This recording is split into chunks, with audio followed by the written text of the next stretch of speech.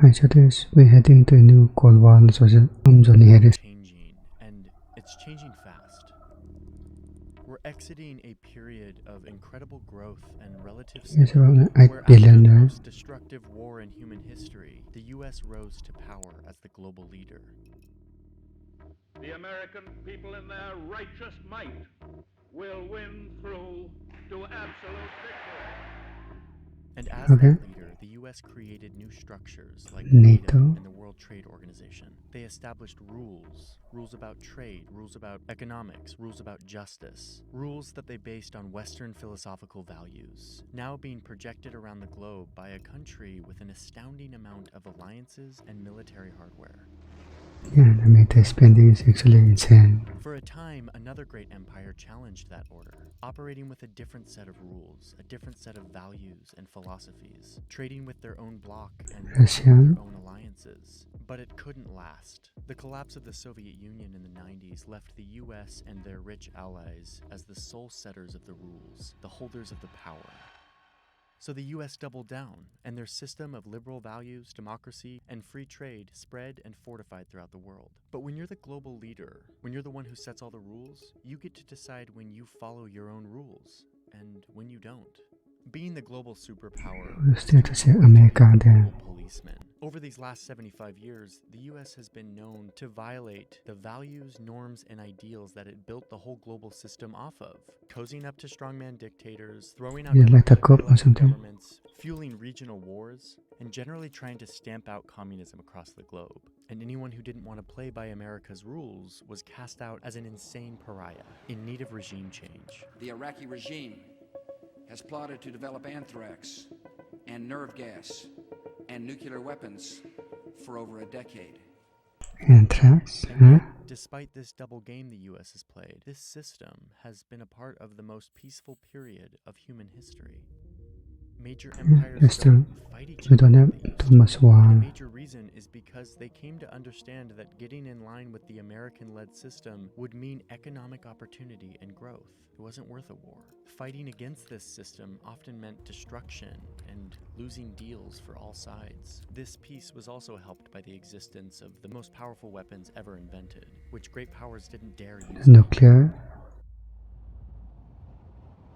The American-led system has meant stability and an incredible amount of trade, leading to a dramatic reduction in global poverty. But that era is coming to an end. Hey, it's me, not in the VO booth, Huh? here on camera, so I See need it to coming. tell you about something. I'm not sure if you've heard. And for the rest of you, let's dive back into the globe. Okay. In part thanks to the US-led order, China, which until recently was the most populous country on Earth, has risen to become the second largest economy and world's largest military based on active forces. And more, China sees the US as an unfair policeman of the global order, only holding to the rules that benefit them. And this projection of values and philosophies from the West to the leaders in China, this looks a lot like the modern-day version of colonialism. They see this hypocritical American empire, drunk on power that they've had since 1945, an America that is increasingly And the defensive PowerPoint because it's too in long. decline, with its broken politics, divided people, Trump, and a complacency with their spot at the top. So China is building a competing system. In March 2023, China's leader Xi Jinping announced his Global Civilization Initiative, where he stated that countries must, quote, refrain from imposing their own values or models on others, and refrain from stoking ideological confrontation. So instead of the hypocritical colonialism of the US imposing their human rights and democracy, So you say China does it better? would be transactional, stripping away the veil of what he views as a hypocritical, rules-based order that is built to basically benefit one group. The Chinese system would be built on common interests, beneficial deals, and opportunistic alliances, not purported philosophical values. And unlike decades past, China now has the military and the money to make it happen, to ignore the rules of the global superpower and to make their own, to engage with the world in a different way, to pursue Chinese interests outside of the system. And so now you see a competition between these two great powers that have become deeply economically entwined over the last 50 years. And now they're slowly decoupling. And around the world, you see China planting seeds for its new system, using state-backed money to invest in infrastructure projects all over the Africa or world. This something. gives China a presence in many new All over the world, countries, tying basically. these countries to Chinese debt, which often translates into future leverage. In March 2023, China sent diplomats to the Middle East for the first major effort to broker a peace deal between Saudi Arabia and Iran, these two bitter rivals. This is something that the US couldn't do, and it showed the declining influence that the US Chinese does But it the better US still than remains on top, and they will as long as they can control the economic and financial systems that the world operates on, which they do, for now. But China is challenging this as well, working with Brazil, Russia, India, and South Africa, or the BRICS countries, to develop an alternative economic bloc. These are all major growing economies, and they will only become more important in the next 2 decades. Since 2009, the BRICS countries have been stepping up their cooperation, meeting annually, creating a new development bank to invest in their countries, and coordinating on various policies. The BRICS countries are becoming a potential rival to the G7 countries, which represent the US-led order. BRICS countries are even discussing creating G7 the Batman. that they share between these 5 growing economies. They're creating a secondary economy in the world totally independent of the United States. We won't have to talk about sanctions in 5 years because there'll be so many countries transacting in currencies other than the dollar that we won't have the ability to sanction them. This would be a major challenge to the US dollar, which is currently the standard for international trade, and a major reason why everyone has to play nice with the US. Russia's invasion of Ukraine was a major pushback against the Western security and economic order, and it showed us which countries will fall on which side of that divide. You can see that most countries aren't taking a side here. They aren't siding with Russia and China or with the Western. neutral. You could call these the non-aligned countries, the undecided, the countries that China and the US will be looking to influence into their system in coming years.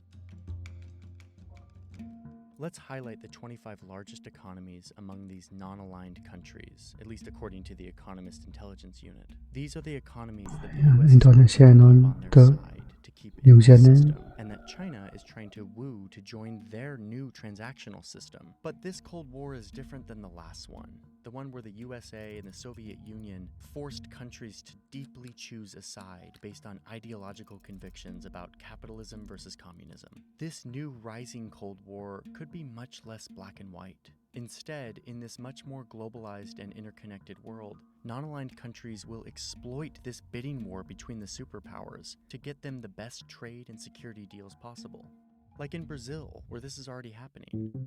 Brazil is a massive country who is a super close ally of the What United happened States, there? and yet they're a part of the BRICS bloc with China, which is one reason Brazil refused to sell weapons to Ukraine when the country requested a deal. They're already walking this line between their interests that align with the US order and their interests that align with China. Brazil's president traveled to Beijing in April 2023, and not only did the Brazilian president sign around 20 new agreements on technology, trade, and agriculture, but he actually asked Beijing to help him negotiate the war in Ukraine. So even as the US and China cut ties, Brazil is showing that they're not going to take a side. They're going to play both sides to their own benefit.